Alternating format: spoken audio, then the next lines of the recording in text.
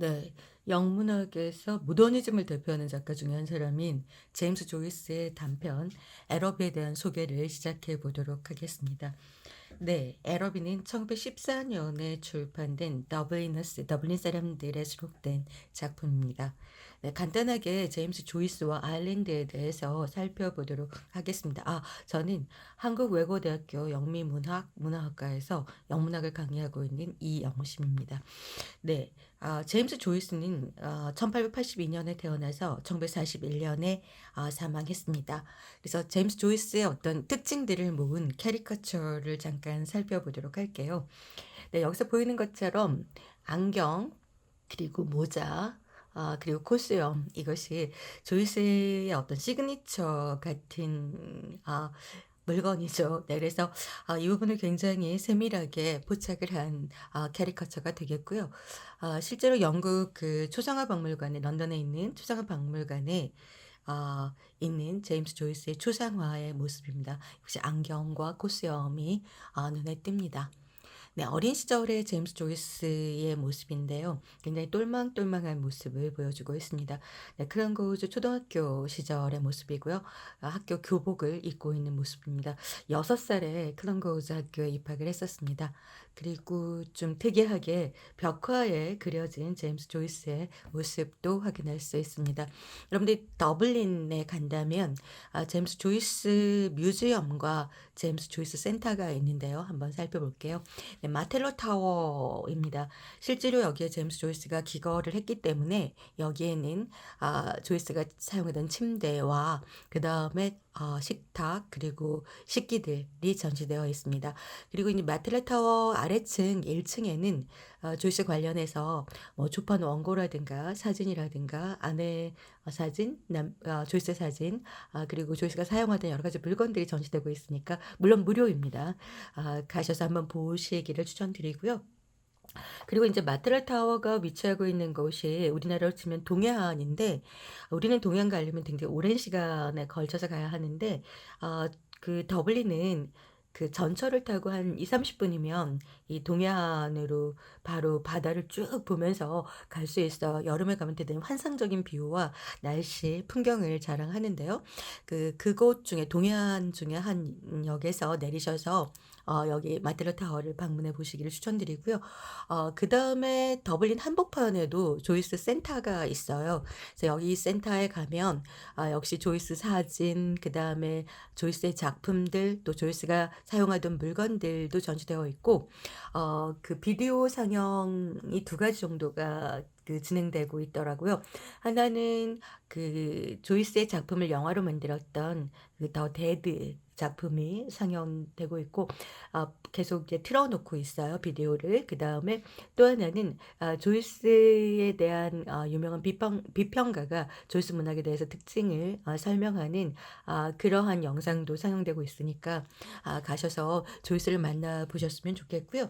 또 하나는 이 조이스 센터에서는 조이스 투어를 하고 있거든요. 그래서 2 시간 정도, 사실 이제 조이스가 작품을 더블린에 있는 실제적인 어떤 거리 이름이라든가 그다음에 건물 이름이라든가 이런 걸 실제로 사용했기 때문에 조이스 문학 작품에 들어가 있는 어떤 더블린 시내의 어떤 특정한 그 장소들, 이것을 이렇게 가이드가 설명하면서 투어를 진행하고 있어요. 그 시간적 여유가 되신다면 그걸 한번 해 보기를 추천드립니다. 그리고 더블린에 있는 조이스의 흔적 가운데 또 하나가 제임스 조이스 브릿지입니다. 이게 인제 제임스 조이스 브릿지가 사실 인제 더블린에 흐르는 강, 우리 한강과 같은 강이 리피 강이에요. 그래서 리피 강에 여러 개의 다리들이 건설되어 있는데, 그중에 하나의 이름이 우리 뭐 한강대교 마포대교와 같은 다리 이름 중에 하나가 제임스 조이스 브릿지입니다. 그래서 그 맞은편에 보면 아파트가 있잖아요. 사실 인제 그 아파트에 조이스 가족이 살았기 때문에 그 앞에 다리를 건설하면서 이것을 제임스 조이스 브릿지라고 이름을 붙였어요.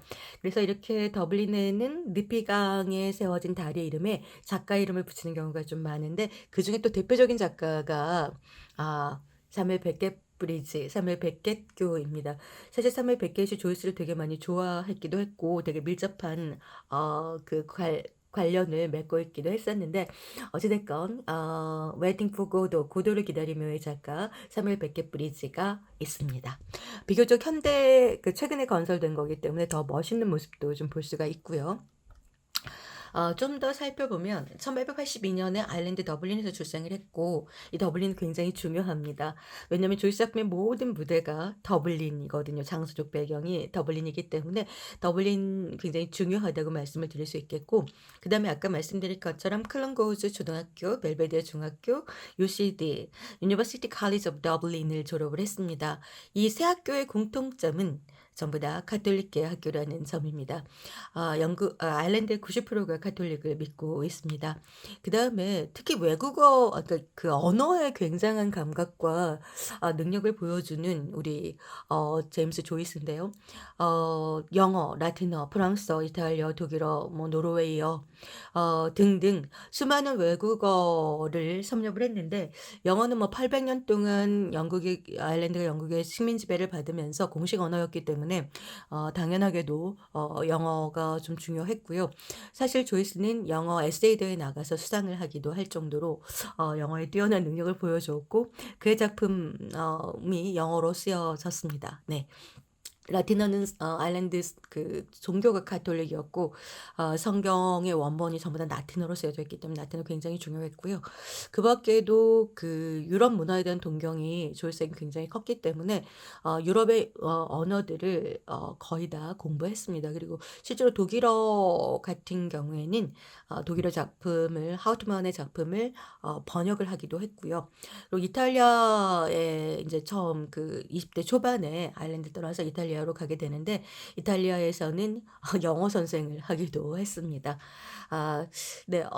어쨌든 영어를 가르치려면 이탈리아는 또 알고 있어야 하겠죠. 그래서 외국 이러한 유럽 의 나라들의 언어를 공부했다는 것이 조이스 문학의 어떤 백그라운드 기초가 상당히 풍성하게 하는 데 굉장히 중요한 역할을 하기도 했습니다.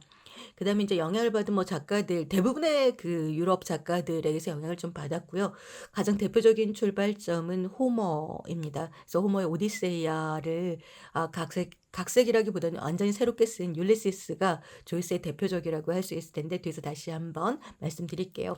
이 외에도 입센이라든가 단테라든가 토마스 아퀴나스, 아리스토텔레스의 영향을 받았고요. 그리고 이제 스위스에서 사망을 하게 되는데 그 작가들의 그러니까 조이스에게 영향을 주었던 철학자라든가 작가들의 모습을 뭐 가볍게 몇 명만 살펴보면 네 호모입니다. 호모. 서구 문학의 출발점으로서 사실은 이제 모든 서구 문학이 탄생에 있어서 가장 중요한 역할을 했던 호모를 둘 수가 있겠고 그다음에 아리스토텔레스의 미학도 조이스가 굉장히 깊이 있게 파고들었고요. 그다음에 이탈리아 르네상스를 대표하는 단테의 영향도 많이 받았고요. 그다음에 영국 문학을 대표하는 셰익스피어 영향을 받았습니다. 직접적으로 햄릿이 많이 인용이 되기도 하고 등장을 하고 있습니다. 조이스의 작품 율리시스에 네. 그리고 이제 마지막 작가 노르웨이의 작가인 입센입니다.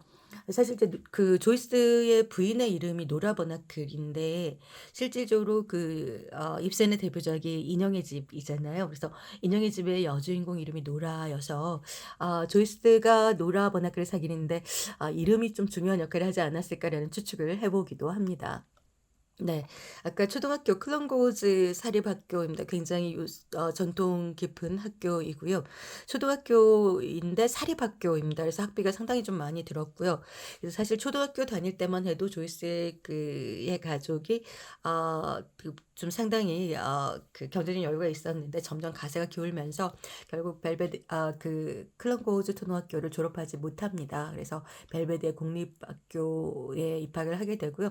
장학금을 아마 받고 다녔을 거예요. 그리고 마지막에 UCD, University College of Dublin인데 이게 원래 조이스가 다닐 때에는 더블린 중심가에 있었는데 지금은 약간 외곽으로 그 이전을 한 상태입니다. 그래서 한 버스를 타고 20분 정도 중심가에서 가야지 인제 대학을 UCD를 만날 수 있는데요. 좀 아무래도 외곽에 인제 다시 세워지다 보니까 여러 가지 건물들이라든가 굉장히 넓은 공간을 활용하고 있습니다. 그래서 인공 호수도 있고 또 여기 좀 재밌는 게 있는데 제임스 조이스 라이브러리 그러니까 중앙 도서관의 이름이 UCD의 중앙 도서관의 이름이 제임스 조이스 라이브러리입니다. 한번 가서 확인하셔도 좋을 것 같아요. 네. 주요 작품 한번 살펴보면 1914 년에 첫 단편 모음집 더블리너스가 출간이 됐고요. 그다음에 2년 후 1916 년에 젊은 예술가의 초상 A Portrait of the Artist as a Young Man 그리고 조이스의 대표작 1922 년에 율리시스가 나왔습니다. 율리시스는 어느 해인가 CNN에서 세계 출간된 도서의 순위를 매겼는데 1 등을 하기도 했습니다. 그만큼 중요한 작품이라는 뜻이 되겠고요. 그다음에 이제 마지막 작품 피네간의 경야, 피네간스 웨이크가 1939 년에 출간되었습니다. 네. 더블리너스는 제가 번역을 했습니다. 한국 문화사에서 제가 출판을 했고요, 더블린 사람들. 그리고 젊은 예술가의 조상도 제가 번역을 했습니다. 기회가 되신다면 한번 읽어 보시기를 추천드리고요. 네. 조이스의 대표작 율리시스입니다. 제가 마릴린 먼로의 사진을 잠깐 갖고 왔는데 사실은 마릴린 먼로가 수영복을 입고 율리시스를 읽고 있는 사진이 굉장히 유명해요.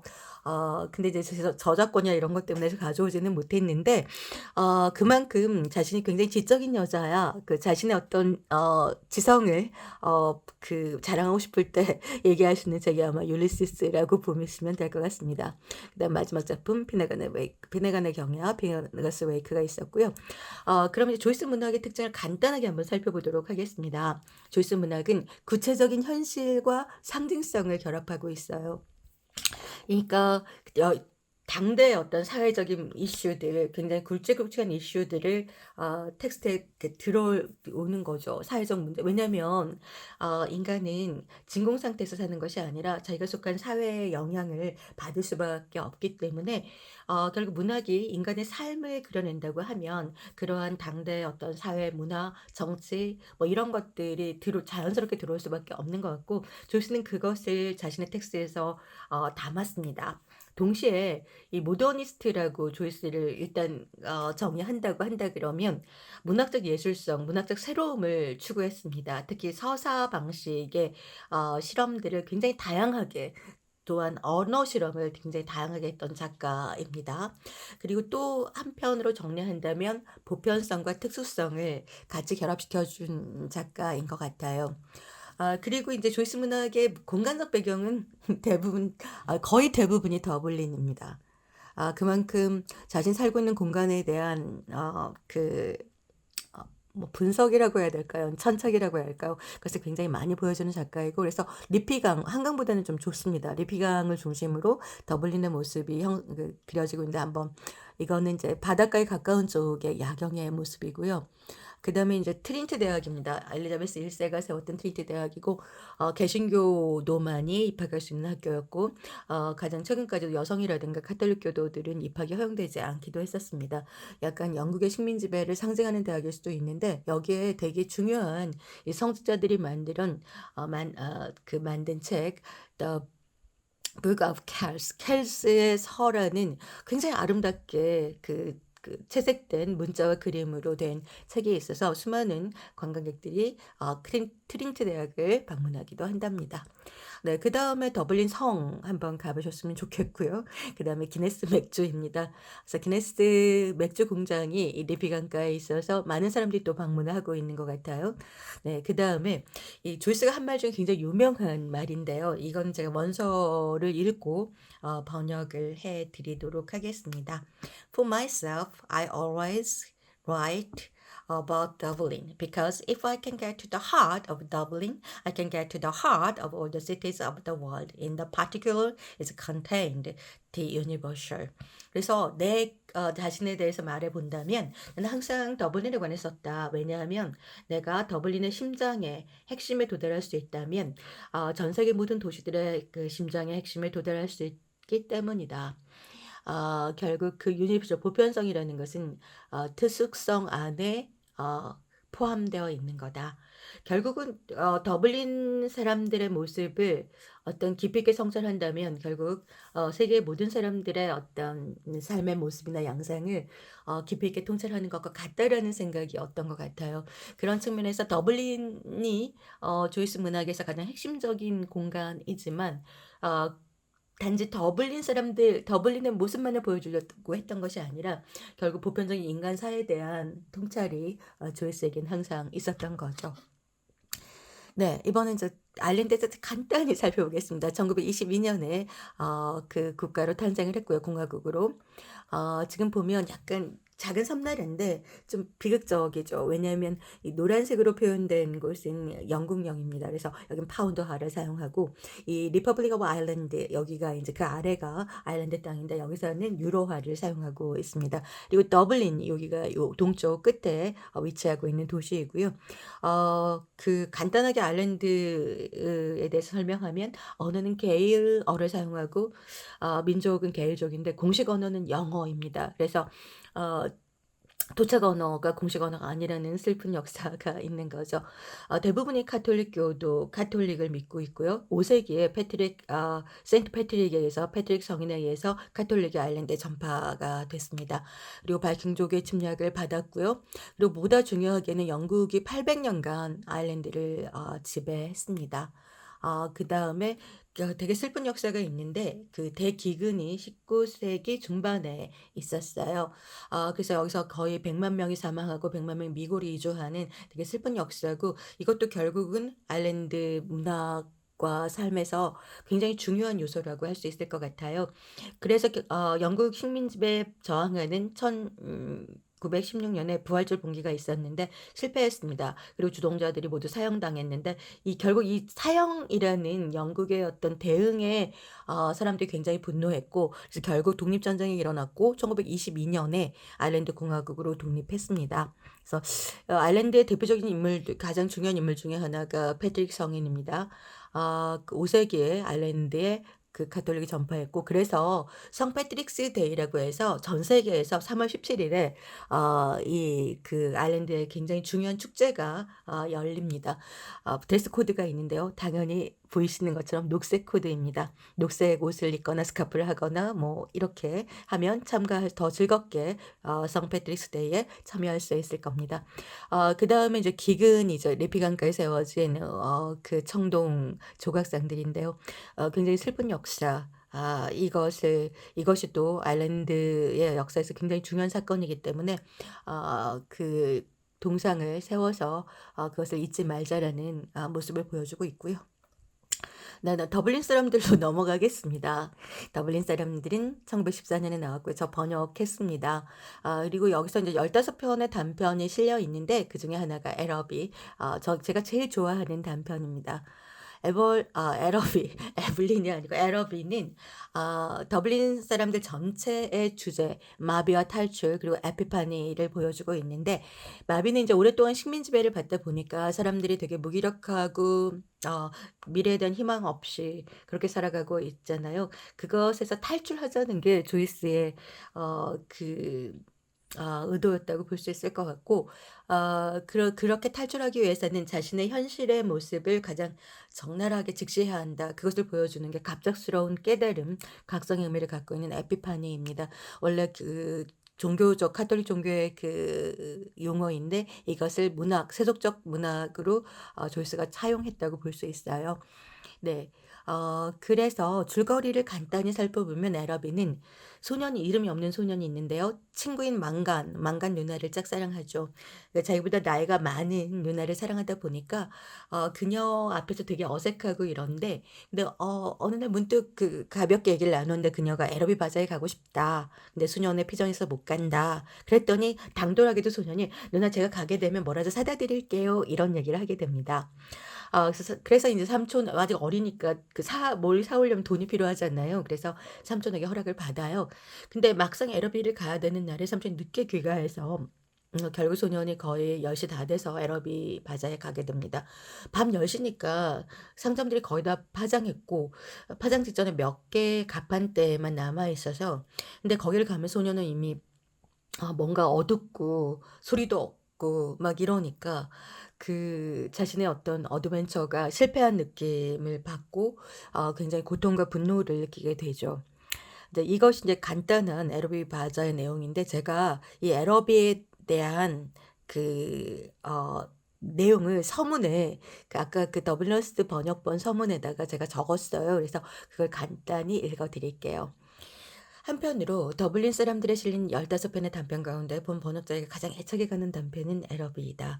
이는 모든 사람에게 아련한 감정을 불러일으키는 첫사랑 혹은 짝사랑이라는 보편적 주제를 다루고 있기 때문이기도 하지만 그것을 표현하는 언어나 이미저리가 매우 뛰어나기 때문이기도 하다.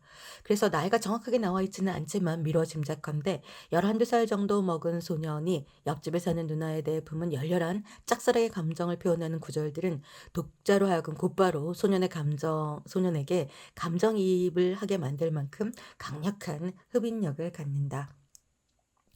네. 그 내용 이게 본문의 내용입니다. 그녀의 이름은 나 스스로도 이해할 수 없는 낯선 기도와 찬양 속에서 순간순간 입 밖으로 튀어나왔다. 두 눈에는 영문 모를 눈물이 가득 고였으며 때로는 심장에서 홍수가 차올라 가슴으로 솟구치는 것 같았다. 나는 미래에 대해 아무것도 생각할 수 없었다. 내가 그녀에게 말을 걸 수 있을지 없을지도 알 수 없었고 설령 말을 건다 해도 그녀에 대한 혼란스러운 숭배의 감정을 어떻게 표현해야 하는지 알 수 없었다. 그러나 내 몸이 하프라면 그녀의 말과 몸짓은 하프줄을 연주하는 손가락이었다. 네, 에러비 중에 제가 번역한 문장 한 문장을 보여드렸습니다. 이게 인제 하프죠. 그래서 사실 하프줄의 연주에 따라서 선율이 되게 다양하게 나올 수 있는데 결국은 이 손가락에 지배당하고 있는 그러니까 누나의 몸짓과 언어에 지배당하고 있는 소년의 감정을 드러낸 건데 사실 뭐 그 망간 누나가 어떤 생각을 갖고 있는지 별로 중요하지 않고 소년이 갖고 있는 숭배의 감정 굉장히 중요하잖아요. 그래서 그런 것들을 좀 보여주는 구절이기도 한 것 같고 그래서 소년이 망간 누나에게 느끼는 강렬한 숭배와 열정적 감정이 구체적인 묘사들 즉 불쑥 튀어나오는 그녀의 이름 갑자기 아무런 이유 없이 솟구치는 눈물, 가슴에 차오르는 벅찬 감정들을 통해 아주 잘 드러나죠. 특히 소년 자신과 누나와의 관계를 하프줄을 연주하는 손가락으로 비유하는 것을 통해 사실 하프는 아일랜드의 그 상징하는 악기이기도 합니다. 그래서 연주하는 그러니까 그 하프와 하프줄을 연주하는 손가락으로 비유하는 것을 통해 사랑이라는 감정에 근원적으로 내포되어 있는 감각적이고 관능적인 정서까지도 자연스럽게 환기를 시키면서 독자들의 감정을 끌어올린다.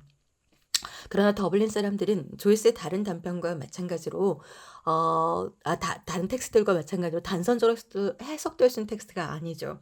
앞서 예를 들어 설명한 에러비의 경우에도 단순히 한 소년의 낭만적 첫사랑과 그 실패라고만 규정할 수 없는 이게 되게 중요한 모티브이긴 하지만 다른 측면들을 가지고 있다. 소년의 이상적이고 낭만적인 사랑에 실패할 수밖에 없는 이유 역시 복합적인 요인에서 기인한다. 삼촌이 상징적으로 드러내는 기성세대의 무책임함, 소년에게 낭만적 몸으로 가득 찬 것처럼 비쳤던 에러비 바자 역시 소년이 숙모와 함께 토요일마다 갔던 왁자지껄하고 지저분한 시장과 본질적으로 다르지 않은 시장에 불과하다는 것. 그리고 사실 어떤 측면에서 에러비 바자에서 영국식 억양이 들린다고 암시를 하고 있는데 영국의 아일랜드에 대한 경제적 지배 그리고 이러한 현실의 상황에 대한 소년의 무지 또는 소년이라는 남성 인물의 어떤 내적 갈등과 욕망은 굉장히 보다 직접적으로 1인칭이기 때문에 등장하지만 여성 인물인 망가 누나의 내면은 거의 드러나지 않고 대상화되어 있다는 측면 등 이처럼 에러비라는 짧은 단편에도 다양한 측면들이 복합적으로 응축되어 있다. 그리고 어쩌면 텍스의 이런 복합성과 응축성이야말로 조이스 문학이 갖는 풍요로움을 단적으로 드러내는 건지 모르겠다. 네, 그래서 그 가장 핵심적인 에러비의 어떤 중요한 장면과 그다음에 그것이 갖는 의미들을 여러분에게 간단하게 소개해 드렸습니다. 네. 너무 감사하고요. 시청해 주셔서 감사하고 다음에 또 조이스 문학으로 찾아뵙도록 하겠습니다. 감사합니다. 기회가 된다면. 네.